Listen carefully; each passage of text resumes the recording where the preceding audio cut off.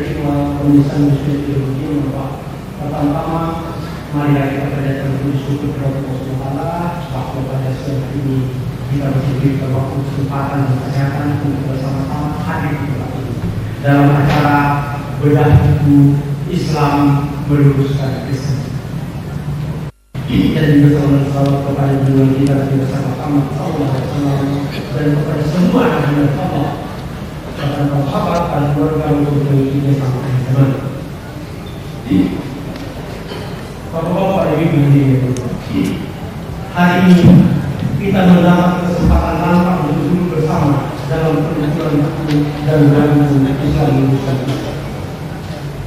Sebelumnya saya mohon maaf kalau judul buku ini serta kuasanya akan menyebabkan kurang nyamannya mereka yang membaca buku yang hadir dalam kumpulan buku. Kami memiliki niat yang suci dan tulus yang tercermin pada kesediaan kami untuk menghadapi kedua penyangga yang mulia, untuk mengkritisi dan mengoreksi tulisan kami.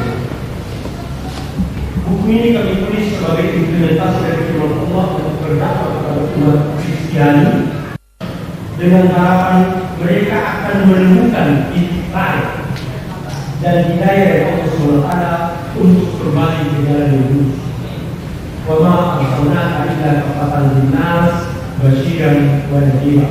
Allah berfirman, kami tidak mengutus kamu ya Muhammad ya sebagai umat Islam terkecuali berdakwah kepada seluruh umat manusia, kepada yang sudah beriman dan beriman kepada Allah itu diberikan kabar gembira, dan kepada mereka yang masih mencari kabar Allah supaya diberi kenikmatan kembalilah ke jalan yang lurus. Tugas ini bukanlah suatu hal yang ringan karena menyangkut pola pandang yang keliru yang sudah berurat berakar di masyarakat.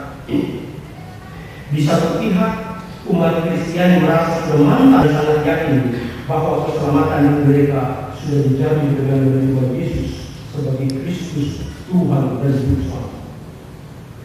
Di lain pihak, umat Islam umumnya merasa tidak berurusan dengan ajaran agama lain termasuk Islam. Persoalan menjadi nampak lebih rumit ketika beberapa umat Islam yang terpandang memberikan pernyataan-pernyataan yang justru melemahkan semangat dakwah Islam. Padahal antara Islam dan Kristen terbentang persoalan yang cukup pelik untuk hidup, yakni siapa sesungguhnya Yesus. Ketika umat Islam menyebutnya Nabi Isa alaihissalam, umat Kristiani menyebutnya Tuhan Yesus. Ketika umat Islam menyatakan bahwa Yesus tidak mati di kayu salib, umat Kristiani menyatakan bahwa Yesus menyerahkan dirinya untuk mati di kayu salib menebus dosa manusia.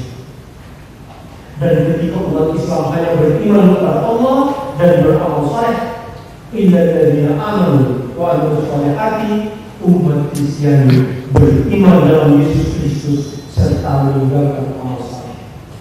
Kamu tidak akan selamat karena beramal saleh, karena berlaksanakan hukum Allah, tapi kamu selamat karena iman kepada Yesus Kristus. Itu yang disampaikan oleh Paulus dalam suratnya kepada jemaat Galatia pasal 2 ayat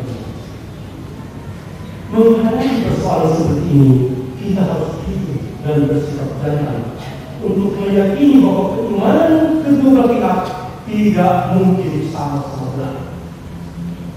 Uniknya lagi, persoalan keimanan antara Islam dan Kristen adalah mutually eksklusif, artinya tidak mungkin berbeda. Sama dengan mata uang tidak mungkin kedua sisi mata uang untuk kita bentangkan berbeda. Ketika kita membuka yang satu, maka sisi lain akan tertutup, dan ketika sisi yang tertutup itu kita balik, maka sisi yang terbuka tadi akan tertutup kembali. Ayat Al-Quran yang menyatakan, sesungguhnya telah kafirlah orang yang berkata, sesungguhnya Allah ialah Al-Masih utamanya, tidak mungkin dikompromikan dengan pernyataan lain, Yesus Tuhan dan Juru Selamat. Ayat Al-Quran yang menyatakan, sesungguhnya kafirlah orang yang menyatakan komunitas tidak mungkin dikompromikan dalam pernyataan baptis mereka. Baptis in the name of the Father and the Son and the Holy Ghost. Baptis mereka dalam nama Bapa dan Anak dan Roh Kudus. Oleh karena itu hanya ada dua kemungkinan.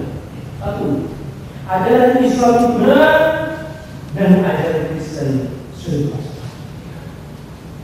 Kemungkinan kedua, ajaran Kristen benar dan ajaran Islam itu dipalsukan. Mari sekarang ini kita membahas dan mengupas bukti-bukti untuk melihat kenyataan ini dari kedua pernyataan.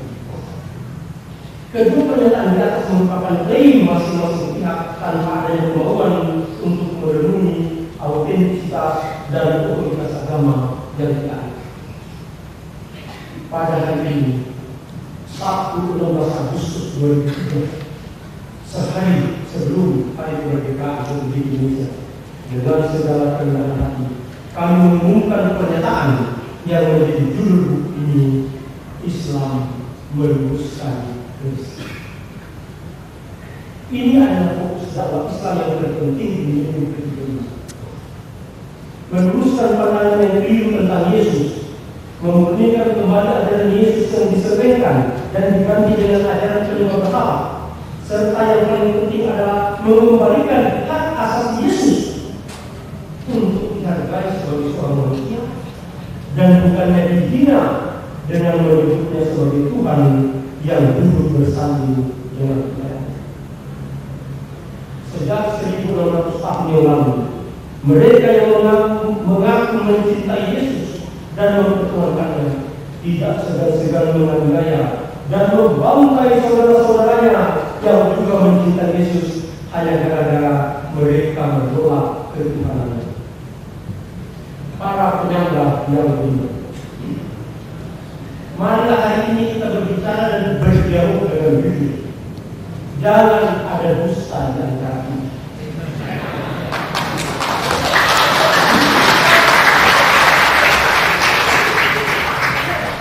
Umat sangat haus dengan kejujuran kita. Ketika hari ini saya menyatakan bahwa Islam yang sempurna yang dibawa oleh Nabi Muhammad SAW ditujukan untuk meluruskan kesesatan Kristen, inilah kesempatan emas bagi bapak-bapak berdua untuk menjaga pernyataan saya ini dengan mengajukan bukti-bukti pendukung, bukan dengan perasaan dan pendapat pribadi.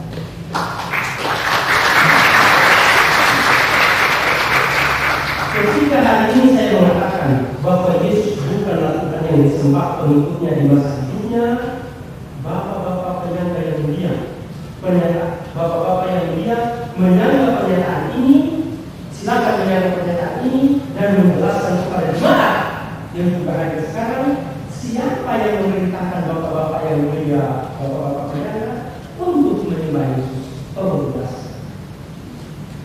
Ketika hari ini saya mengatakan bahwa ajaran Kristen adalah ajaran Paulus dan gereja yang menyelewengkan tauhid Yesus, tolong bapak-bapak penyangga dan tolong bapak-bapak menyangkanya. Dan kalau saya mengatakan bahwa gereja Kristen memasukkan firman Allah dan ucapan Yesus sebagaimana tadi diterangkan kita, tolonglah bapak yang mulia. Perhatikan, perlihatkanlah bukti-bukti bahwa ajaran Kristen itu sesungguhnya adalah ajaran Yesus yang diajarkan Yesus di masa hidupnya sebagai rabai atau ustaz Yahudi. Rabai atau ustaz Yahudi, guru. Jadi pertanyaan kedua, kita harus menghargai hak asasi umat. Hak asasi umat Islam kita harus hargai. Hak asasi umat Kristen kita harus hargai. Mereka umat Islam maupun umat Kristen berhak atas informasi yang benar. Marilah kita menyampaikan informasi yang benar. Ketika kita berbohong dan informasi yang menyesatkan, sesungguhnya kita telah melanggar hak-hak asasi umat. Mereka akan menghormati mereka dengan menyampaikan apa sesungguhnya kebenaran. Ketika bapak-bapak penyangga yang mulia menyampaikan ajaran Kristen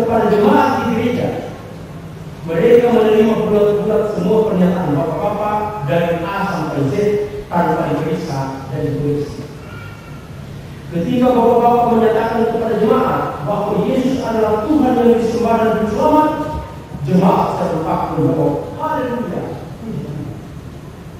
Dan ketika bapak-bapak mengatakan bahwa Yesus memerintahkan gereja untuk menuliskan dunia, go ye make all nations my disciples and baptize them in the name of the Father and the Son and the Holy Ghost, pergilah ke seluruh dunia dan jadikanlah semua bangsa muridku dan baptislah mereka dalam nama Bapa dan Anak dan Roh Kudus.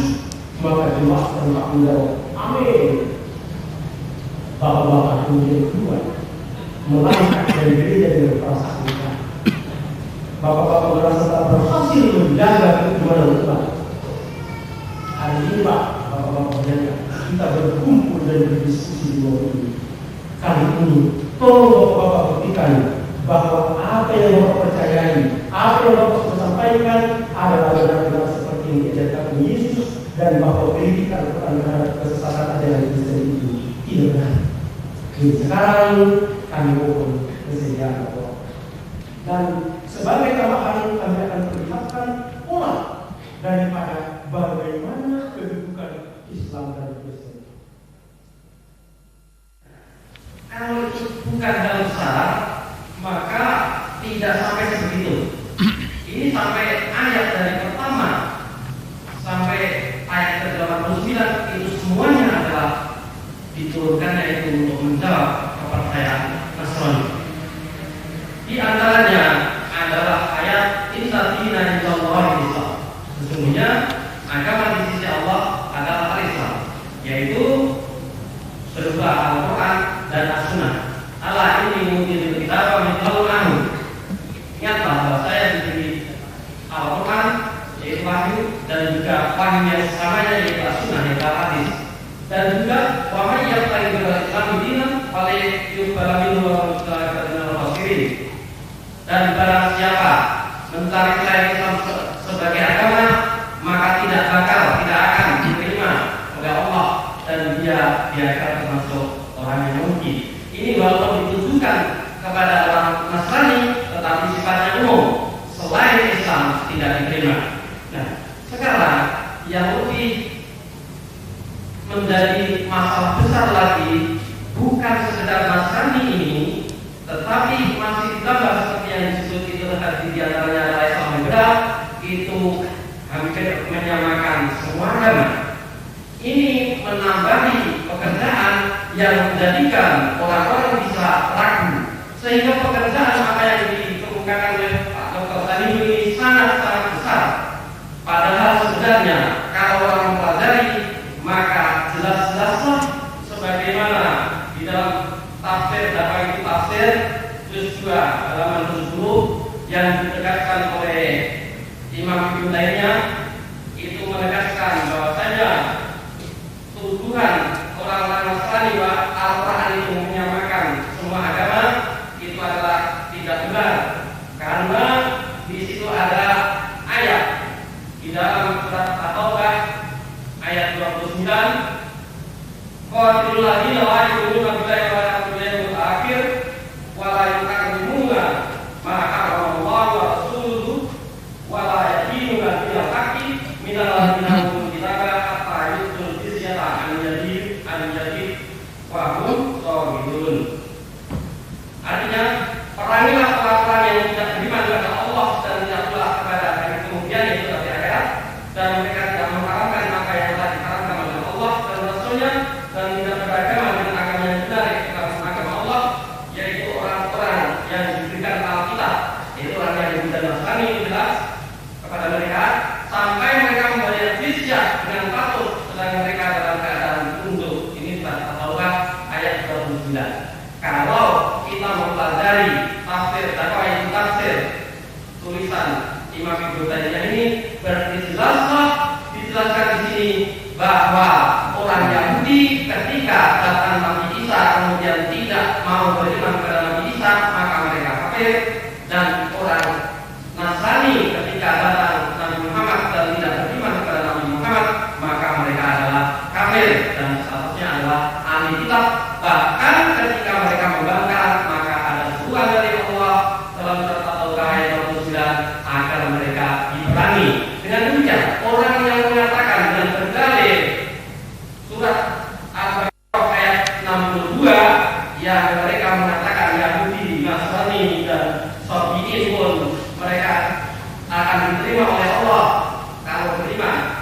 ini dengan pemahaman bahwa semuanya agama itu diterima oleh Allah, ini telah terbantahkan dengan surat At-Taubah ayat 29. Jadi sebenarnya ada berbagai masalah berat, namun saya akan menjelaskan bahasanya mujadalah atau berdiskusi atau berbantah seperti ini, hukumnya apa di dalam Islam? Hukumnya bahwasanya boleh berbantah ini dalam kitab Zadul Ma'ad juz 3 halaman 538 dan selanjutnya yang ditulis oleh Imam Ibnu Qayyim al-Jauziyah. 1. Boleh berbantah dengan ahli kitab Yahudi maupun Nasrani, bahkan disukai, bahkan wajib, dan tidak boleh lari kecuali bagi yang lemah.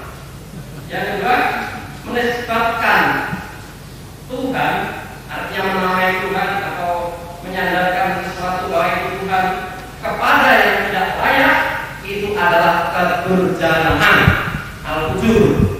Jadi orang yang menisbatkan sesuatu pada bukan Tuhan, tetapi dinamakan Tuhan atau disebut Tuhan, itu adalah kedurjanaan.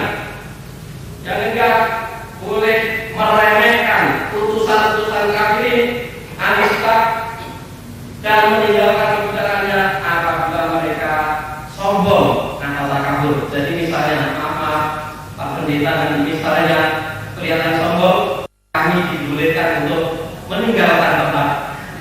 Panitianya marah. Yang keempat, bila telah tegak hujah argumentasi, namun mereka tetap ngotot, maka disunahkan untuk mengajak mubahalah, yaitu saling melaknat bagi yang terhadap yang berbohong. Nah, inilah pokok-pokok yang bisa saya sampaikan. Sebenarnya Nabi Muhammad SAW sendiri sudah menyebutkan kalau saat ini memperingatkan para pendeta jangan berdusta, maka Nabi Muhammad SAW sendiri justru menunjuk langsung kalian berdua berdusta. Jadi utusan Nabi yang mengaku masuk Islam, kemudian dengan beralasan begini Nabi mengemukakan bahwa kamu telah berdusta. Itu bisa dibaca di dalam tafsir Ibnu Katsir dalam surat Ali Imran. Terima kasih karena waktunya singkat, maka saya sudahi sekian, mudah-mudahan bisa dipahami. Assalamualaikum.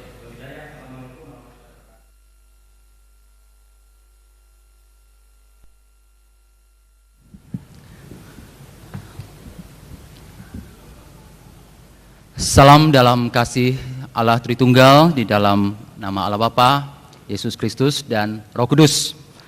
Saudara-saudari sekalian yang saya kasihi dalam Tuhan Yesus, pertama-tama saya ingin terima kasih kepada para panitia yang memberi saya kesempatan untuk menjadi penanggap terhadap buku dari Pak Sanihu Munir, Islam Meluruskan Kristen. Saya juga ketika membaca buku ini, saya merasa respect terhadap Pak Sanihu, karena Bapak Sanihu di tengah-tengah dunia yang masih seperti ini dengan sangat tegas berbicara mengenai kebenaran. Ini satu hal yang patut kita hargai, sesuatu yang mendatangkan respect ketika orang masih ingin berbicara mengenai kebenaran. Dan juga tadi Pak Sanihu dengan tegas mengatakan bahwa antara Islam dan Kristen itu mutually exclusive, dan saya sangat setuju dengan hal tersebut, karena apa yang saya persiapkan untuk menanggapi buku ini juga adalah arah pemahaman saya ke situ, bahwa antara Islam dan Kristen sebenarnya mutually exclusive. Saudara-saudari sekalian yang saya kasihi dalam Tuhan Yesus, saat ini saya memang hanya akan menanggapi buku Pak Sanihu, karena untuk itulah saya diminta menanggapi bukunya ini. Ya. Pak Sanihu tadi memang secara cukup tegas menuntut, paling tidak di antara kami, mencoba membuktikan bahwa Yesus adalah Tuhan. Saudara sekalian, itu mungkin menarik, tetapi saya tidak akan menari dengan musik ini. Kenapa? Karena justru saya ingin memperlihatkan hal-hal yang ada di dalam buku ini yang bagi saya ada kelemahan-kelemahannya secara prosedural, secara metodologi penalaran. Dan kalau saya bisa memperlihatkan kelemahan-kelemahan tersebut, mungkin kita perlu diskusi berikutnya mengenai hal-hal yang lain. Ya, apakah untuk membuktikan bahwa Yesus itu adalah Tuhan. Tapi beban saya pada hari ini, pada saat ini, apa yang saya persiapkan, saya ingin menanggapi buku ini yang saya baca bukan dari sudut isinya. Saya sangat setuju bagi seorang muslim sejati untuk mengatakan Kristen itu salah. Kalau mengatakan Kristen juga benar, Islam juga benar, lantas mana yang benar? Tetapi bagi seorang muslim sejati, dia akan mengatakan Kristen salah. Itu sesuatu yang harus demikian. Kalau tidak demikian, untuk apa sudah percaya memeluk satu agama? Seperti halnya umat Kristen menerima ajaran Kristen dan mengatakan ini paling benar. Dan sudah bukan hanya hubungan Islam dan Kristen, tapi ini juga terhadap agama-agama lain. Jelas ada semacam mutually exclusive. Saya tidak memasalahkan soal kesimpulan-kesimpulan yang diambil, tapi dalam tanggapan ini saya akan menyampaikan beberapa masalah-masalah prosedural di dalam metodologi penalaran yang saya anggap cukup lemah, dan ini yang akan menjadi pokok-pokok tanggapan saya. Saudara sekalian, memang saya tidak berusaha berdebat dengan Pak Sanihu ya tentang siapa yang paling benar di antara agama Islam dan agama Kristen. Bila saya berdebat dengan beliau tentang hal tersebut, berarti saya perlu berdiri di atas suatu ukuran objektif lain di luar Islam dan Kristen untuk menghakimi kedua agama ini. Cara seperti ini bagi saya jelas salah karena dimulai dengan satu asumsi salah bahwa kebenaran agama berada di bawah dan dapat diukur oleh standar-standar lain, misalnya sains, rasionalisme, dan sebagainya. Kalau agama ditempatkan semata-mata pada aras sosiologis dan fenomenologis, memang mungkin kita bisa mengukur agama dengan berbagai standar-standar yang lain. Tetapi kalau kebenaran agama itu adalah kebenaran teologis, salah satu aspek yang terpenting dari agama adalah adanya klaim kebenaran teologis yang substansial. Bagaimana kita mampu mengukurnya dengan alat-alat ukur yang masih duniawi, misalnya sains dan rasionalisme. Nah, karena itulah saya tidak akan berdebat dalam hal ini, tetapi saya ingin mengajak kita melihat kepada masalah metodologinya. Dan saya akan mengambil beberapa contoh dari buku ini. Saya tidak tahu apakah hadirin sekalian telah membaca buku ini, tapi ketika saya membacanya, saya mencatat beberapa hal, Pak Sanihu, yang perlu saya tanggapi secara prosedural dan metodologi penalaran. Yang pertama, Bapak Sanihu memperlakukan agama Islam dan agama Kristen seperti seorang yang memperbandingkan buah apel dan buah jeruk. Dan kemudian menyalahkan buah jeruk karena tidak sama dengan buah apel, dan selanjutnya mengatakan bahwa jeruk bukan buah sejati karena jeruk tidak sama dengan buah apel. Perhatikanlah dalam buku ini bagaimana dia berusaha mengkritik konsep-konsep Kristen dengan cara mengutip ayat-ayat Al-Quran.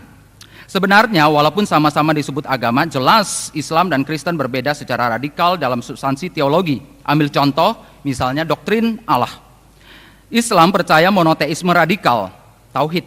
Kristen percaya pada Allah Tritunggal, Allah Bapa, Yesus Kristus, dan Roh Kudus. Ini adalah doktrin identitas masing-masing agama. Kalau kita mencabut doktrin tauhid dari Islam misalnya, Anda tidak akan pernah mendapatkan Islam yang sejati lagi. Demikian pula bila Anda mencabut doktrin Tritunggal dari Kristen, ini berarti Anda tidak akan menemukan Kristen yang sesungguhnya. Ini berarti sampai kiamat pun dua doktrin ini tidak bakal bertemu dan serasi. Jadi bila Anda ingin melihat agama Kristen yang sejati dengan doktrin-doktrin yang konstitutif pada kekristenan, Anda harus menghadapi fakta keras ini, bahwa orang-orang Kristen menyembah dan percaya pada Allah yang berbeda dari Allah yang disembah dan dipercayai oleh orang-orang Islam. Kurang dari itu, Anda tidak melihat wajah Kristen yang sesungguhnya. Bapak Sanihu mungkin bukan termasuk orang yang suka memblender dua jenis buah berbeda menjadi satu macam juice di dalam satu cawan. Tetapi jelas beliau termasuk orang yang tidak dapat membiarkan dua buah berbeda tanpa membuat salah satu menjadi sama yang lain.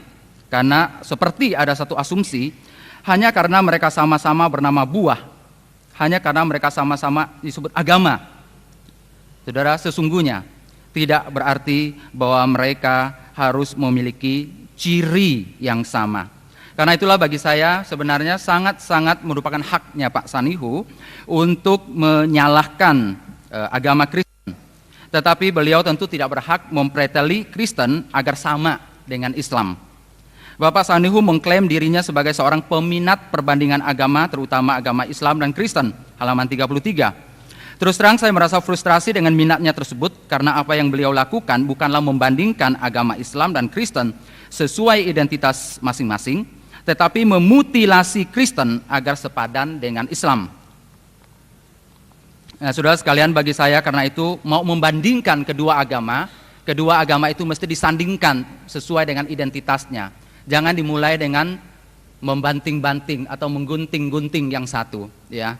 Sebenarnya rasanya kurang pede kalau kita ingin dianggap cantik dengan cara memperburuk wajah orang. Ya, lebih baik kita tampil dengan identitas apa adanya. Karena itulah saudara, maka saya merasa judul buku ini, Islam Meluruskan Kristen, sebenarnya agak sedikit kurang tepat dalam pemahaman saya. Karena kalau sesuatu yang diluruskan, tetaplah lurus, tetaplah barang itu. Kaki yang bengkok diluruskan tetap kaki. Jadi kalau Pak Sanihu ingin meluruskan Kristen, itu sesuatu yang patut kita hargai. Artinya mengingatkan Kristen ini ada sesuatu yang bengkok, kembali kepada agama Kristenmu. Tapi kalau dalam hal ini bukan menjadi, sesudah diluruskan, bukan lagi menjadi agama Kristen, tapi sudah menjadi agama yang mirip dengan Islam. Jadi lebih baik sebenarnya buku ini, lebih jujurnya adalah Islam mengubah agama Kristen. Ya, memang itu lebih kena. Saudara sekalian, karena itu saya sedikit perlu memberikan catatan mengenai dialog antar agama. Kita kalau mau berdialog antar agama, memang kita harus tampil dengan identitas masing-masing. Ya, dan jujur mengakui perbedaan kita, saling menghormati dan saling menerima dan berbicara mengenai intipati doktrin tersebut. Tapi karena biasanya tidak ada titik temu di dalam dialog seperti ini, kita masih bisa keluar bersama, minum ice cream bersama mungkin sambil cerita mengenai Finding Nemo atau hal-hal yang berkaitan dengan kehidupan sehari-hari di dalam sosial kita. Yang kedua, dalam rangka memperlihatkan kepalsuan agama Kristen, Bapak Sanihu berusaha mendapat sebanyak mungkin dukungan dan pendapat ahli-ahli agama Kristen. Dan untuk itu saya sangat hargai, karena kalau kita membaca buku Pak Sanihu dan juga buku yang dibawa, itu jelas memperlihatkan luasnya bacaan Pak Sanihu. Tetapi apa yang saya baca di dalam buku ini, walaupun memang kutipan-kutipannya cukup luas, cukup banyak, tetapi sebenarnya Pak Sanihu melakukan sesuatu yang sebenarnya untuk di dalam Islam sendiri Pak Sanihu tidak suka. Saudara tadi sudah mendengar bahwa Pak Sanihu punya suatu kalau boleh saya menggunakan istilah kejengkelan tersendiri terhadap Islam liberal, Islam pluralis. Ya, orang-orang yang disebut dalam buku ini seperti Ulil, Budi, ya. Dan tentu karena tidak setuju, maka Pak Sanihu akan menyalahkan pendapat-pendapat Islam yang liberal dan Islam yang pluralis ini. Tetapi lucunya ketika Pak Sanihu ingin mengkritik Kristen, justru orang-orang Kristen liberal inilah yang dipakai sebagai senjata untuk mengkritik Islam. Artinya saudara, kalau saya mau mengkritik Pak Sanihu dengan memakai pendapat-pendapatnya Ulil, mungkin Budi, atau tokoh-tokoh yang lain, saya membaca bukunya Ahmad Wahib yang cukup keras. Dia mengatakan kalau Nabi Muhammad turun saat ini di dunia modern ini, mungkin dia akan mencabut beberapa hadis yang lain, yang hadis-hadis yang sudah ada, dan diberikan hadis yang baru. Wah saudara, saya pikir ini untuk sementara orang seperti Pak Sanihu jelas bisa marah besar. Tapi saya tidak bisa melakukan hal itu, karena jelas orang-orang ini tidak mungkin bisa diterima sebagai Islam yang konservatif. Nah karena itulah maka ketika mengkritik Islam, Pak Sanihu justru menggunakan mulut-mulut orang-orang yang mengkritik Kristen, menggunakan mulut-mulut orang-orang, misal yang paling banyak dikutip adalah Jesus Seminar.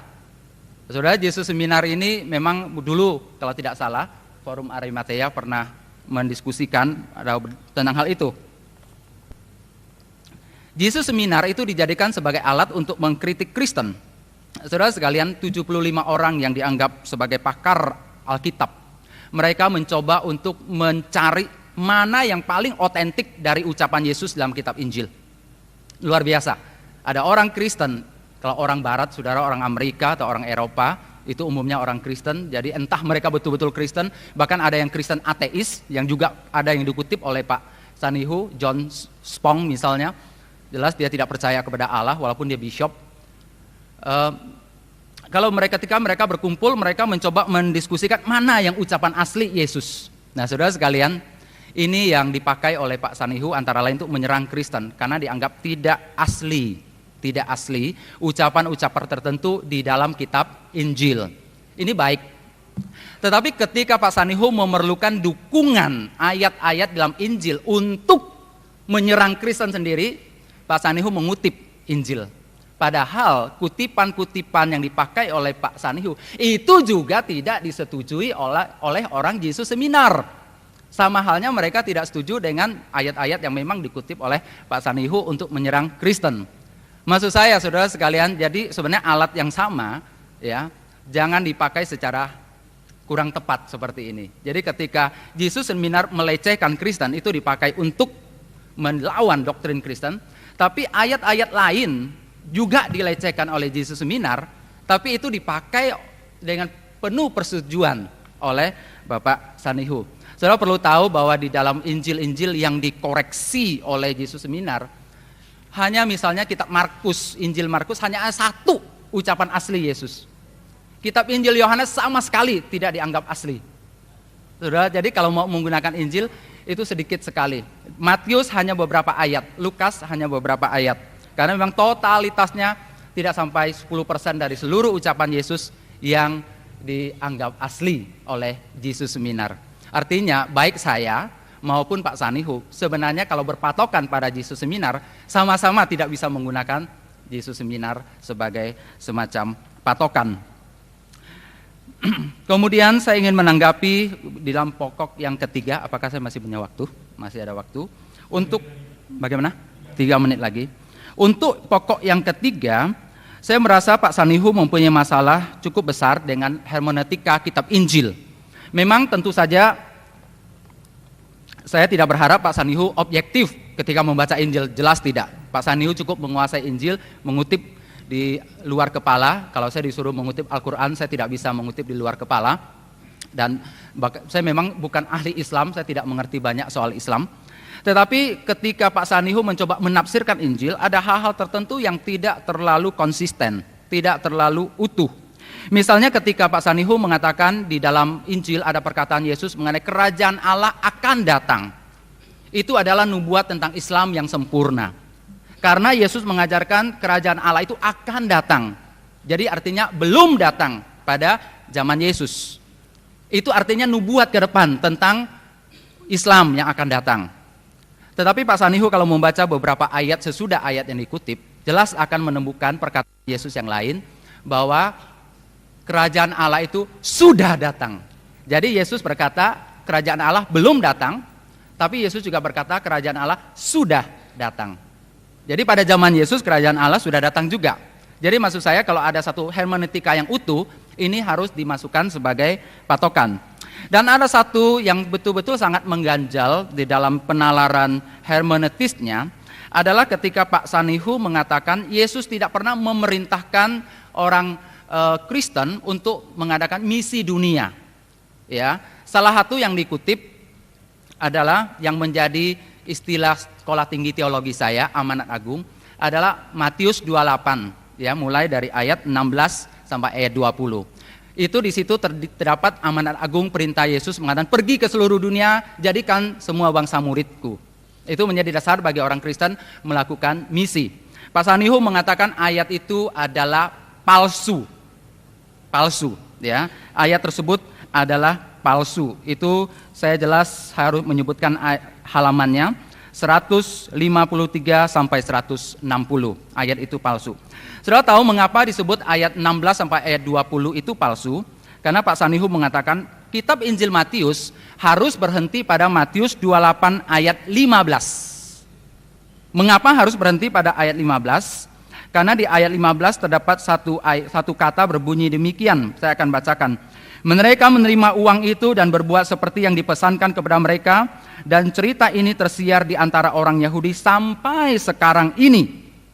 Mengapa ayat 28 ayat 15 ini dianggap penutup kitab Injil Matius? Kata Pak Sanihu, karena di dalam ayat ini ada kata kunci yang mengungkapkan ini penutup Injil Matius, yaitu kata sampai sekarang ini.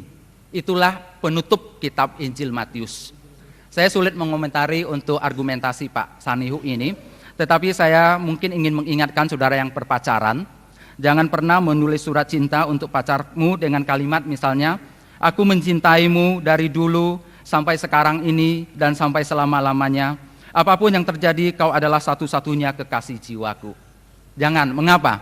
Karena kata-kata, kalimat-kalimat setelah kata sampai sekarang ini, itu akan dianggap sebagai palsu. Jadi saudara, jelas argumentasi ini tidak kuat. Argumentasi ini tidak kuat. Nah, karena itulah saudara sekalian, saya merasa ketika membaca bukunya Pak Sanihu ini, saya merasakan sebenarnya Pak Sanihu tidak usah terlalu memaksakan agar yang pertama Kristen itu mirip dengan Islam, karena yang namanya Kristen itu adalah suatu doktrin yang sistematik di dalam satu keutuhan dengan sejarah selama 2000 tahun. Mungkin saya berbeda dengan Andreas menghadapi kekristenan. Mungkin saya boleh disebut kekristenan liberal itu. Mungkin. Saya tahun lalu bersama Ulil Absar Abdallah yang dikritik pergi ke Yerusalem bersama-sama. Lalu saya mengajak dia ke gereja kebangkitan Yesus, ada makamnya di situ. Saya berdoa, dia melihat saya. Lalu kami pergi ke Masjid Musa, ya, Dome of the Rock. Dia sembahyang dan saya melihat dia di situ. Jadi dengan menceritakan itu mungkin saudara-saudara bisa sedikit merasakan perspektif saya. Ya. Saya mengajar di Sekolah Tinggi Teologi Jakarta, pendeta pada Gereja Kristen Protestan Simalungun, dan mengelola semacam Arimatea, ya, namanya Madia, Masyarakat Dialog Antar Agama. Dialog itu mungkin, ya, berhadapan dengan pandangan seperti Pak Sanihu itu mungkin, malah harus. Saya juga udah cerita kepada Mas Ulil ini, datang dong Mas, ini ada yang bahas sampean jadi Rasul Paulus gitu ya. Keren banget nih kamu Lil. Ulil, Paulus jilid 2. Dibilang, kamu aja saya utus katanya. Oke lah, nah saya akan mulai menanggapi beberapa poin. Yang mau saya tanggapi yang luar biasa menarik saya tadi mengecek kepustakaan Pak Sanihu, sama dengan buku yang ada di kamar saya. Saudara bisa lihat kamar kerja saya, Pak Diki Chandra sudah ke sana. Tetapi kenapa kesimpulan kita berbeda, Pak? Kesimpulan Pak Sanihu, kekristenan kami ini katakanlah invalid, tidak sah. Saya mengatakan walaupun memang kondisi teks-teks Alkitab ini betul dibedah secara tepat oleh Pak Sanihu, tapi saya tetap Kristen. Jadi ada persimpangan yang membedakan, tapi jelas ada perjumpaan yang baik sekali kalau kita telusuri dengan lebih dalam. Dan saya mengira apa yang dikerjakan Pak Sanihu ini, Mas Ahmad Jais juga sama dengan kalau saya selalu mendengar seorang Surya NU, Mas Darmasudi mengatakan Sayyidinia Isa. Jadi ini dilakukan karena beliau mencintai Isa, mencintai Yesus. Sama seperti saya mencintai Yesus. Dia melakukan kesungguhan ini karena Isa adalah nabi yang diterima oleh Islam. Malah, maaf koreksi kutipan saya, Nabi melalui Quran jelas mengatakan bahwa di antara orang-orang Kristen masih ada yang baik, itulah, yang pendeta-pendeta katanya. Jadi saya ini lumayan juga jadi pendeta. Sama. Jadi menurut saya kalau ini dikerjakan karena kecintaan kepada Isa, hormat kepada Isa, indah sekali pertemuan ini. Dan saya juga datang ke sini karena kesetiaan kepada Isa. Tetapi di mana belokannya dan mengapa harus berbelok? Mungkin di situ persoalannya. Yang kedua, saudara-saudara, yang tidak kalah pentingnya, ialah saya menerima sejumlah kritik Quran, kritik Pak Sanihu kepada kekristenan. Saya menerima. Tetapi kalau semua kritik itu saya aminkan, betul seperti kata Pak Andreas, saya udah masuk Islam atau beralih dari Kristen. Tapi ada yang saya sisakan sebagai katakanlah milik saya, yang mungkin saya tidak pahami juga mengapa masih tetap saya miliki. Ya. Mungkin karena Roh Allah, karena Roh Kudus, entahlah. Mari kita bahas secara lebih detail. Dan apa yang disebut Pak Sanihu bahwa memang ada 18% Pak ya, 18-19% itu perkataan Yesus yang asli itu berapa persen? 18% saja dari sini yang asli Yesus. Saya sendiri mempraktekkan metode Jesus Seminar itu. Guru profesor saya Richard Haskin adalah murid dari orang-orang Amerika yang melakukan Jesus Seminar, dan saya mempraktekkannya, dan saya kira saya tidak berbeda pendapat dengan apa yang Pak Sanihu katakan. Tetapi problemnya adalah saya tetap Kristen Pak, dan tidak menjadi Islam. Di mana sebenarnya titik kritis ini? Mari kita mulai dengan sanggahan pertama Pak Sanihu tadi tentang identitas Yesus. Ya. Siapakah Yesus ini? Siapakah Isa ini? Malah Yesus juga bertanya kepada Petrus, menurutmu aku ini siapa? Ya. Dan kita orang Kristen dan syukurlah orang Islam juga mempertanyakan siapakah Yesus itu yang sebenarnya. Kalau boleh kita sampai kepada yang sebenarnya. Nah, untuk sampai ke sini biarlah saya mengambil satu kesimpulan yang mungkin memberi masalah nanti. Menurut saya Alkitab ini levelnya adalah hadits. Sehingga ada proses uji kesahihan sebagaimana ada pada Islam. Sehingga kita harus menerima bahwa dalam Alkitab banyak sekali school of thought, mazhab, banyak sekali proses historis. Kalau dalam bahasa Islam mungkin disebut asbab al-nuzul. Banyak sekali kondisi-kondisi yang membuat seperti itu. Jadi Isa memang ketika dia ada bersama-sama murid-muridnya, hampir boleh dikatakan tidak pernah mengklaim dirinya sebagai Tuhan. Tidak pernah. Dan itu sesuai dengan Jesus Seminar, dan mungkin sesuai juga dengan apa yang Pak Sanihu katakan. Ya. Katakanlah itu kristologi bawah. Yesus adalah nabi, ya. Yesus adalah malah sering disebut anak manusia, ya. Dan sering agak sedikit tinggi dia menjadi Mesias. Dan katanya Mesias, saya yang bicara dengan Cak Nurholis Majid, saya sedikit menyimpang. Orang Islam itu semuanya Mesias.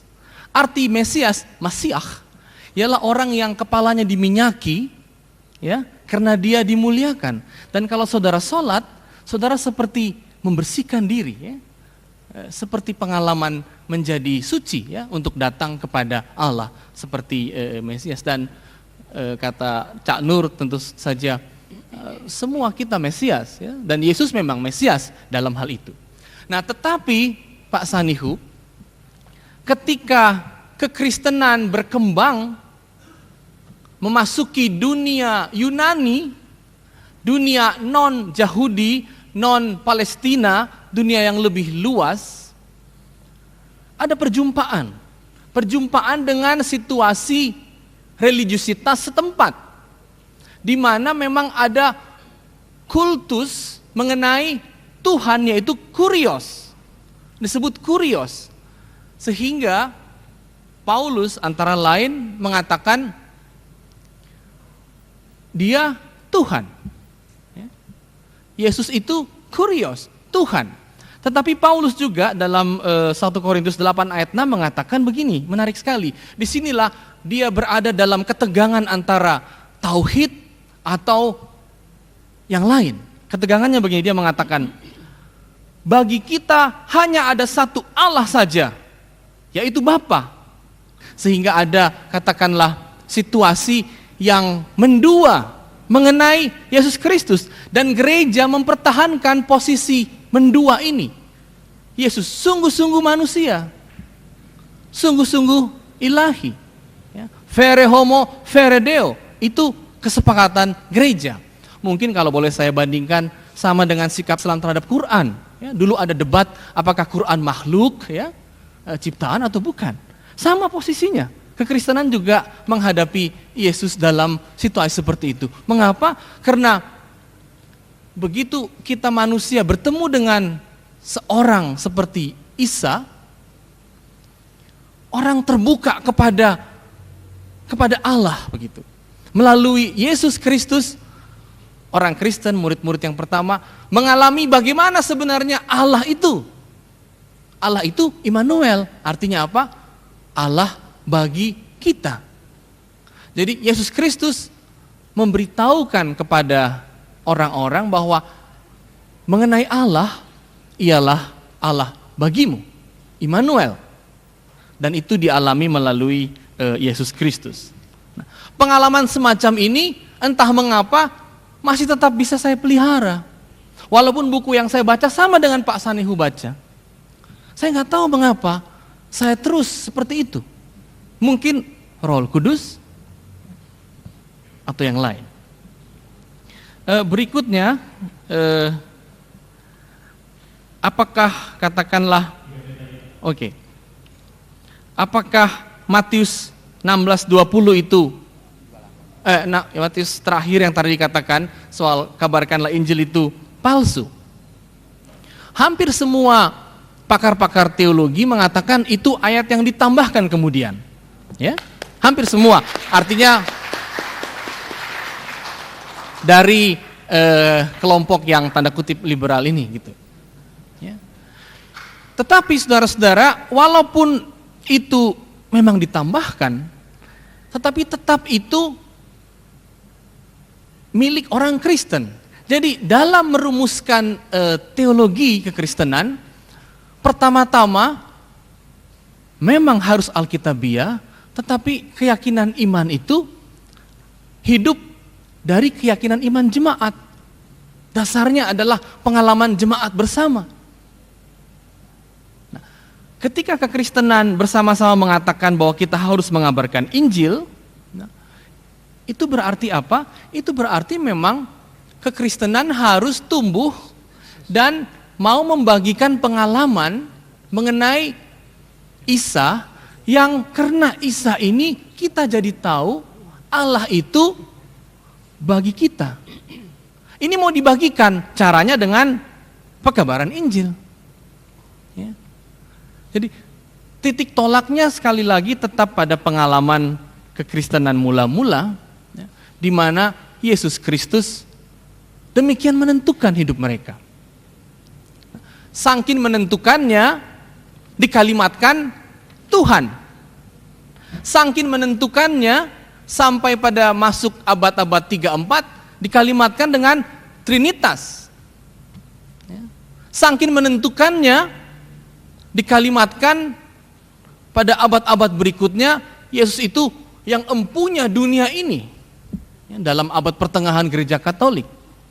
Saking menentukannya, Yesus terus hidup dalam iman dan hati kekristenan itu. Sampai kalau saudara pergi ke Amerika Latin, Yesus Kristus itu bagi mereka seperti Che Guevara. Che Guevara, seorang revolusioner yang membebaskan Amerika Latin dari Amerika. Jadi itu poin yang menarik. Lalu ada satu yang terakhir, 1 menit terakhir. Sebenarnya kekristenan tidak terlalu jauh dengan Islam.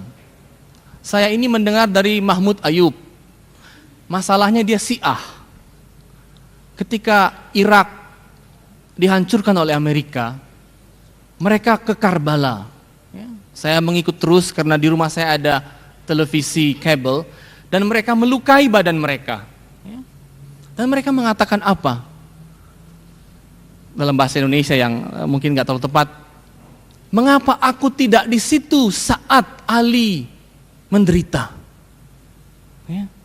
Jadi menurut saya, ini tafsiran saya melangkah ya, seolah-olah orang-orang Irak Syiah itu mengatakan penderitaan ini kita bisa atasi kalau kita menanggung dengan penderitaan. sama dengan apa yang Yesus lakukan menurut saya, menurut iman Kristen, bahwa untuk mengatasi penderitaan yang paling dalam, kau harus melewati penderitaan salib itu. Nah, itulah menurut saya makna penebusan. Yang dari Mahmud Ayub saya dengar, ya itu juga agak samar-samar ada dalam Syiah katanya kepada saya. Tentu saya tidak bisa melanjut lebih jauh karena saat itu saya hanya menuntunnya di jalan. Ya, dia seorang buta dari Lebanon, Mahmud Ayub. Dia menulis buku The Suffering in Islam, yang tentang penderitaan dalam Islam. Terima kasih, selesai.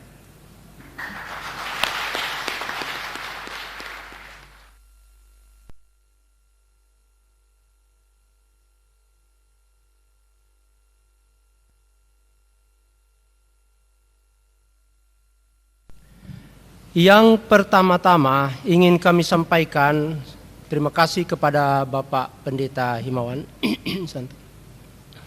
Sejak awal Bapak menyebutkan tentang Allah Tritunggal, psikologi fenomenal dan sebagainya dan sebagainya. Sekarang saya sebelum menjawab lebih jauh, saya ingin mengklarifikasi sedikit saja. Ada 3 hal yang perlu kita klarifikasi antara kita. Pertama, bahwa otoritas tertinggi dalam Kristen adalah Yesus. Betul, Pak? Ya. Yang kedua, Yesus adalah orang Yahudi. Betul, Pak? Ya, saya kira sudah itu saja. Jadi bahwa otoritas tertinggi adalah Yesus dan Yesus itu adalah orang Yahudi. Nah, yang ketiga, Yesus adalah rabai. Guru Yahudi. Guru. Tapi minimal yang kita bisa setujui, Pak, bahwa Yesus adalah guru. Saya kira kita setuju dua-dua. Tentang yang kita tidak setuju jangan kita bicarakan dulu. Yang kita setujui. Oke. Jadi tiga poin yang kita setujui sebelum saya menjawab. Ini kan klarifikasi, Pak, tolong jangan dihitung. Pertama adalah Yesus itu adalah orang Yahudi. Yang kedua, Yesus itu adalah guru. Dan yang ketiga tadi? Otoritas tertinggi dalam Kristen adalah Yesus. Sekarang Bapak ada menyebut kata Allah Tritunggal. Saya kira secara jujur bisa tidak Bapak tunjukkan mana Yesus mengatakan bahwa Allah itu Tritunggal? Karena apa? Ketika dia ditanya oleh orang Yahudi untuk menguji apakah dia itu benar-benar nabi atau tidak, di dalam Markus pasal 12 ayat 28 sampai dengan 32, oh Yesus, apa perintah yang utama? Maka apa jawab Yesus? Syama Isra'ilu Adonai Ilhainu Adonai Ehad. Dengarlah Israel, Tuhan Allah kita, termasuk Tuhannya Yesus. Tuhan itu bukan Tuhan ini, karena kalau dia Tuhan dia mesti bilang Tuhan ini. Tuhan itu esa. Lalu jawab orang-orang Yahudi, oh benar sekali guru katamu. Andai kata dia Tuhan, oh benar sekali Tuhan. Tapi tidak, dia mengatakan benar sekali guru katamu bahwa dia itu esa. Andai kata Yesus Tritunggal, dia mesti katakan benar sekali guru bahwa kalian Tritunggal. Tapi tidak, benar sekali guru bahwa dia itu esa, bahwa la ilaha illallah. Markus pasal 12 ayat 32. Kemudian Bapak mengatakan bahwa memperbandingkan Kristen dan Islam adalah seperti membandingkan buah jeruk dan buah apel. Ini tidak begitu, Pak. Yang terjadi sekarang adalah satunya buah apel yang segar, satunya buah apel yang rusak. Nah, kalau apel dengan jeruk tidak bisa dibandingkan, tapi apel yang segar dengan apel yang rusak bisa dibandingkan. Nah, apakah sekarang Kristen ini adalah apel yang rusak? Inilah kita mau bicara sekarang. Ya, sudah itu bahwa kalau mau lihat Kristen, Allah Kristen berbeda dengan Allahnya Islam. Nah, sekarang kita mau tanya, ini Allah yang disebut oleh Kristen ini Allahnya Yesus atau Allahnya Paulus? Ini karena kalau Allahnya Yesus, ya Allah yang disembah juga oleh umat Islam, ya kan? Tetapi kalau Allahnya Paulus, nah di sini kita berpisah. Ini. Kemudian dikatakan bahwa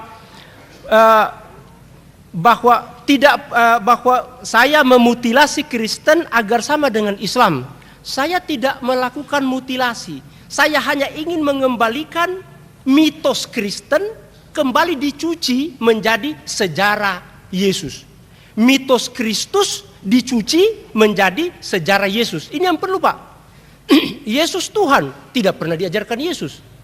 Yesus Juru Selamat, tidak pernah diajarkan Yesus.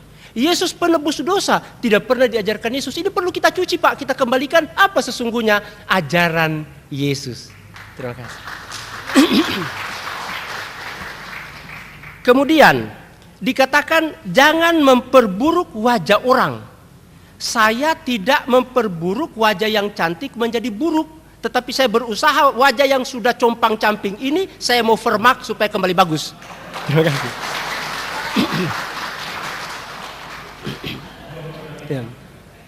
Kemudian, saya tambah terus nih. Tolong saya. Kemudian meluruskan kembali ke Kristen, saya tidak membuat suatu standar bahwa kalau lurus itu apakah dia harus masuk menyebut agama Islam atau menyebut agama Kristen. Yang saya sebut meluruskan ini seperti Bapak ini tadi, dia tetap mengaku Kristen tapi dia mengaku bahwa Yesus itu bukan Tuhan, cukup, selesai. Ya kan? Silakan Pak tetap Kristen. Jadi Bapak ini, Bapak Dr. Martin Sinaga, walaupun dia tidak mengucapkan syahadat, sebenarnya sudah Muslim karena dia.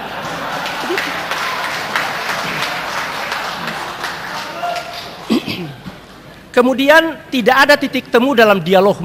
Saya kira tidak mungkin. Makanya tadi saya membuat suatu konfirmasi sebelumnya supaya titik temu itu ada, karena Allah mengajarkan ya ahlal kul ya ahlal kitabi ta'alu ila kalimatin sawa'im bainana wa bainakum. Hai ahli kitab, hai Yahudi, hai Kristen, marilah kita berdiskusi dengan menggunakan peristilahan yang sama, definisi yang sama. Makanya saya klarifikasi, Pak. Yesus Yahudi, ya. Yesus itu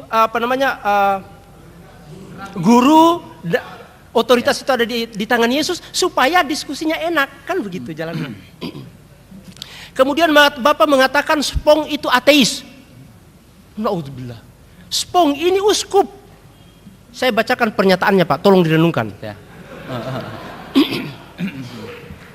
If the God I worship must be identified with these ancient creedal words in any literal sense, God would become for me not just unbelievable, but in fact no longer worthy of being subject of my devotion.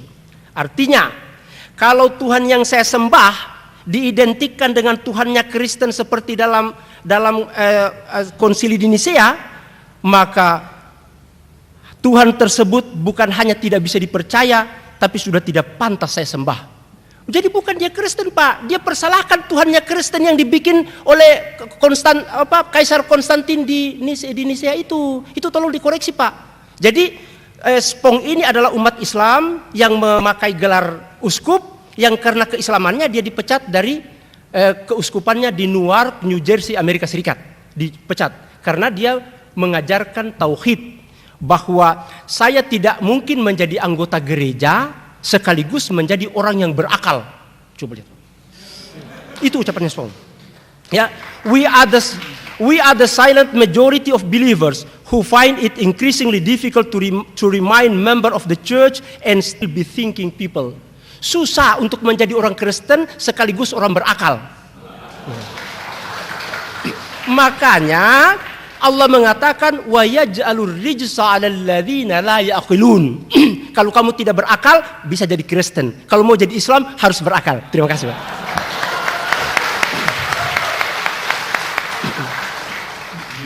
Kemudian kerajaan Allah itu akan datang. Oh ya betul. Kerajaan Allah itu tidak ada di zaman Yesus dan tidak ada di zamannya Nabi Yahya, Yohanes Pembaptis.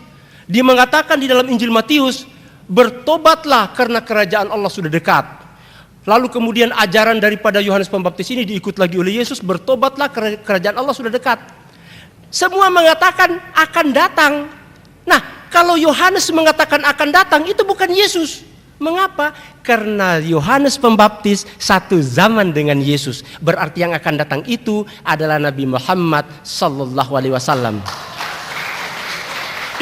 Dan kerajaan Allah itu adalah Islam yang sempurna, yang sekarang orang setiap tahun naik haji di Makkah dan Madinah.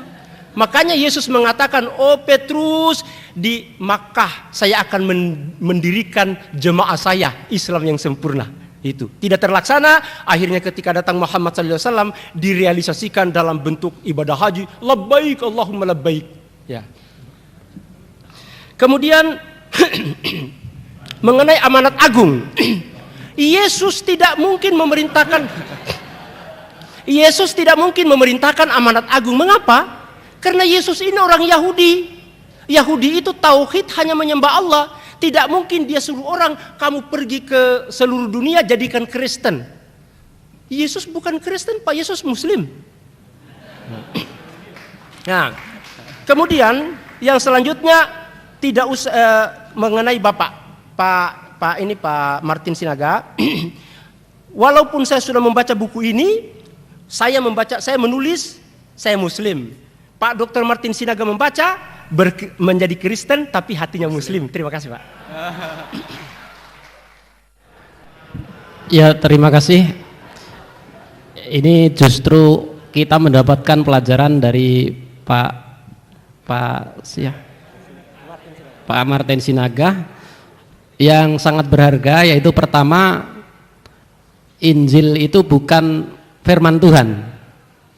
Tadi itu sudah disebutkan, ibaratnya hadis. Kalau hadis di dalam Islam itu adalah wahyu, tetapi wahyu itu dari Allah. Nah, kemudian di dalam Islam itu begitu ilmunya itu begitu telitinya sehingga bisa diketahui mana yang sahih, artinya benar, dan mana yang tidak benar. Kemudian di dalam bukunya Pak Sanihu itu sudah dibuktikan bahwa itu bukan firman Allah begitu. Itu adalah karangan orang. Ini adalah hal yang berharga. Jadi saya menganggap Pak Sanihu berhasil sama dengan Pak Dr. Sinaga. Nah, tetapi masalahnya, apakah beliau Muslim? Muslim dalam arti secara bahasa, tetapi Muslim secara syar'i, secara syariat, ya tentu saja kita tunggu. Tapi secara bahasa memang termasuk. Nah, kemudian dalam hal ini ketuhanan Yesus pun kita malah mendapatkan pelajaran dari Pak Dr. Sinaga bahwa bukan Tuhan. Adapun selanjutnya itu adalah karena pengalaman-pengalaman keyakinan masyarakat Kristen. Nah, ini sebenarnya agama yang landasannya seperti itu sebenarnya justru sangat labil. Kalau agama itu sebenarnya adalah justru keyakinan itulah yang harus ditancapkan ke dada-dada umatnya.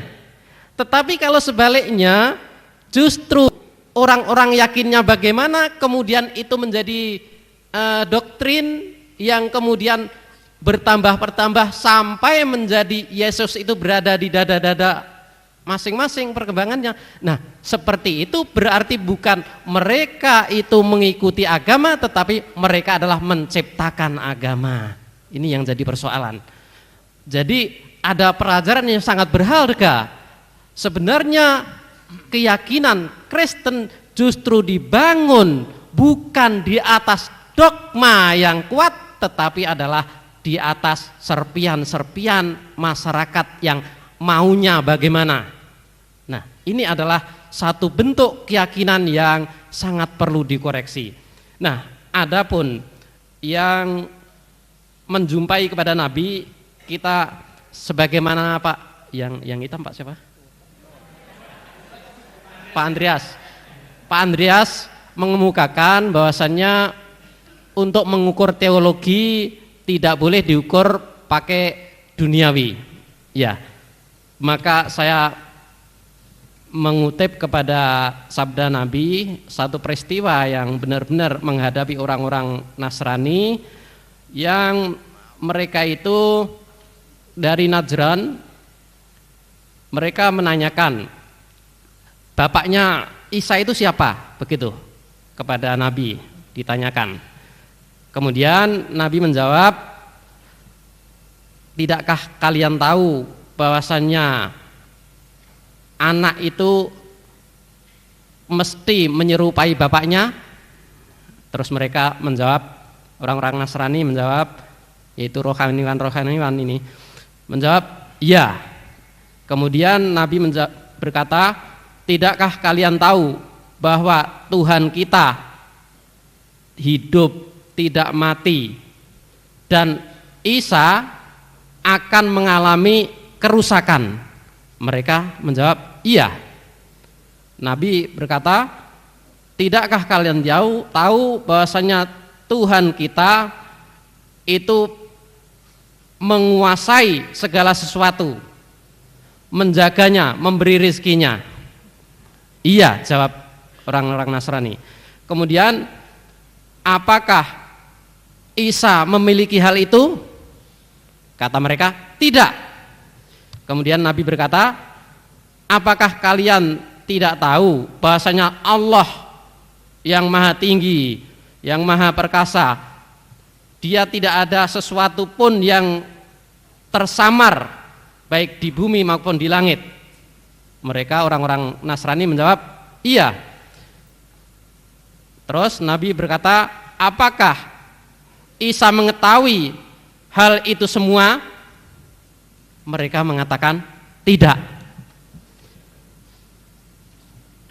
Nabi bersabda, sesungguhnya Tuhan telah membentuk Isa di dalam rahim bagaimana Tuhan mau. Maka apakah kamu sekalian mengetahui itu? Orang Nasrani menjawab, iya. Nabi Muhammad SAW berkata, tidakkah kamu sekalian tahu bahwasanya Tuhan kita tidak memakan makanan, tidak minum minuman, dan tidak berhadas, artinya tidak buang hajat? Mereka menjawab, iya. Terus Nabi berkata, tidakkah kalian tahu bahwa Isa itu dihamilkan oleh ibunya sebagaimana perempuan-perempuan hamil, kemudian dilahirkan sebagaimana perempuan-perempuan melahirkan anaknya, kemudian diberi makan sebagaimana bayi diberi makan, kemudian dia memakan makanan dan minum minuman dan juga buang hajat? Mereka menjawab, iya. Lalu Nabi bersabda, maka bagaimana adanya ini kamu mengira? Maka apakah mereka tahu? Kemudian artinya, maka bagaimana kamu mengatakan bahwa itu adalah Tuhan? Begitu. Artinya Isa itu makan, dilahirkan, buang hajat, sedangkan Allah itu tidak sama sekali hal itu. Padahal tadi sudah diakui bahwasanya kalau anak itu menyerupai bapaknya. Lah sekarang bagaimana kalian kok bisa mengatakan itu Tuhan? Nah, jadi di sini adalah benar-benar dialog yang terjadi, dan sebenarnya di dalam berdialog baik langsung maupun tidak langsung, ketika Islam datang itu ada bermacam-macam orang Nasrani ataupun ahli kitab Yahudi dan Nasrani. Ada yang langsung menerima, bahkan jadi sahabat Nabi, yaitu Abdullah bin Salam. Itu dengan sahabat-sahabatnya malahan menjadi sahabat Nabi. Ada yang dibacakan oleh utusan-utusan, yaitu Ja'far membacakan kepada Raja Najasyi di Ethiopia, maka kemudian Raja Najasyi masuk Islam walaupun itu tidak berdekatan dengan Nabi. Dan ada yang sudah mau masuk Islam tetapi karena pengaruh dari anak buahnya, yaitu Raja Heraklius, Kaisar Heraklius, ketika malahan dia mengumpulkan anak buahnya di kekaisaran dan disiari, masuklah Islam kalian, maka kalian akan bisa bahagia di dunia dan akhirat, selamat di dunia dan akhirat. Maka semuanya lari meninggalkan tempat, dan kemudian Heraklius sendirian, maka dipanggillah yang hadir itu, kembali, sebenarnya saya hanya menguji keteguhan kalian.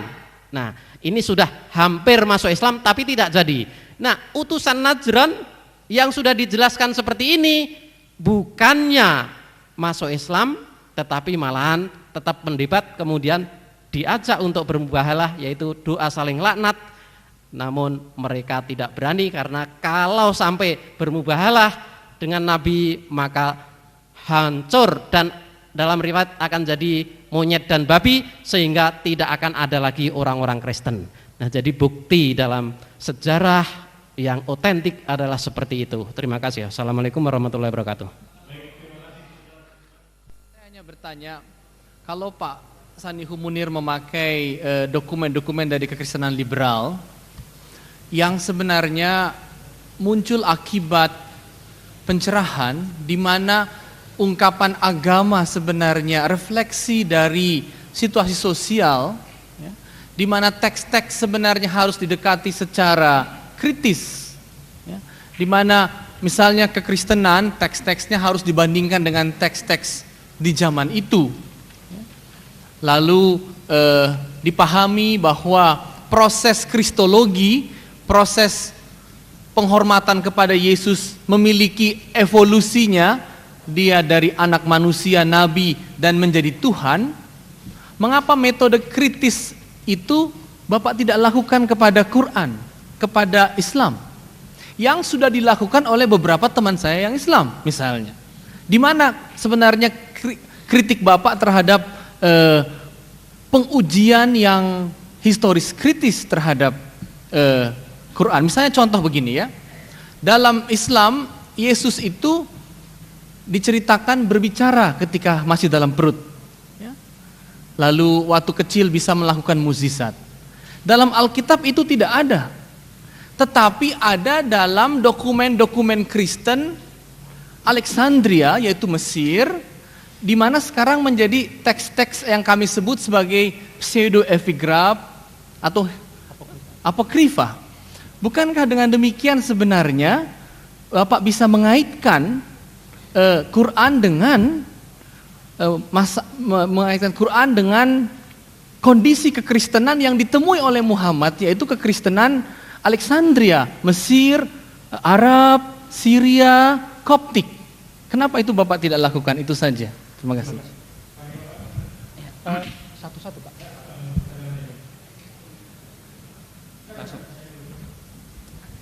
Iya, jadi pertanyaan bukan menanggap kembali ya. Oke. Pak Sanihu, saya mungkin ingin satu pertanyaan saja begini. Jikalau Bapak Sanihu menerima 4 kitab Injil Kristen tanpa memotongnya, tanpa mengatakan yang ini palsu, yang ini bohong, ya di ayat-ayat tertentu, apakah menurut Bapak di Injil itu kita bisa menemukan sifat keilahian Yesus Kristus? Kalau tanpa memotong, ya, tanpa mengeluarkan ayat-ayat tertentu, tapi menerima secara utuh, apakah dapat menemukan sifat-sifat keilahian, kesetaraannya dengan Allah Bapa? Terima kasih. Terima kasih. Pak Dr. Sinaga yang terhormat, saya ingin menjelaskan sesuatu. Inilah barangkali Bapak belum baca baik-baik di buku ini, di halaman 252 dari decline of, dari Edward Gibbon dalam bukunya The Decline and Fall of the Roman Empire. Dikatakan, yet Jesus was a mere mortal, and at the day of judgment his testimony will serve to condemn both Jews who reject him as a prophet and the Christian who adore him as the Son of God. Namun demikian, Yesus hanyalah seorang manusia biasa, dan pada hari kiamat nanti dalam pengakuannya dia akan mengutuk orang-orang Yahudi yang menolak kerasulannya maupun umat Kristiani yang menyembahnya sebagai Tuhan. Jadi Kristen liberal adalah mengembalikan kesesatan ajaran Kristen yang keluar dari ajaran Yesus, dikembalikan ke ajaran Yesus.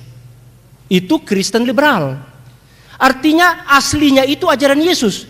Begitu sudah pergi kepada Paulus, itu fundamentalis. Nasrani fundamentalis. Nasrani asli itu adalah Yesus. Ini Pak tolong diperhatikan, saya menggunakan istilah Nasrani fundamentalis adalah Yesus. Kemudian dibebaskan supaya bisa dipakai oleh Yahudi dan bisa dipakai oleh Yunani menjadi Nasrani liberal. Itulah Paulus. Lalu kemudian muncullah Kristen, lalu Nasrani liberal ini menjadi Kristen fundamentalis, dipertahankan Yesus Tuhan mati-matian, bahwa dosa manusia Yesus sebagai penebus dosa dan sebagainya dipertahankan, menjadi Kristen fundamentalis. Kristen liberal adalah yang membebaskan orang yang sesat ini supaya kembali kepada ajaran murni Yesus, kepada Nasrani fundamentalis tadi itu. Nasrani fundamentalis inilah tujuan Kristen liberal. Nah, tidak bisa disamakan dengan Islam liberal, Pak. Karena Islam yang sekarang ini fundamentalis dan tetap fundamentalis, tidak pernah dirubah-rubah. Saya bacakan tulisan daripada Abdul Ahad Dawud dalam bukunya Muhammad in the Bible. If Muhammad were permitted to reappear, jadi kalau Muhammad diizinkan untuk hadir di Mekah dan Madinah saat ini, beliau akan ditemui oleh umat Islam yang mencintai dan mentaatinya sebagaimana beliau saksikan semasa hidupnya. Jadi kita yang hidup sekarang mentaati Nabi Muhammad sama dengan sahabat-sahabatnya dulu mentaatinya. Tidak perlu liberal, Pak. Kalau liberal kacau, seperti Ulil, seperti Nurholis Majid dan Budi Munawar Rahman tuh kacau. Toh tidak ada perubahan sekarang.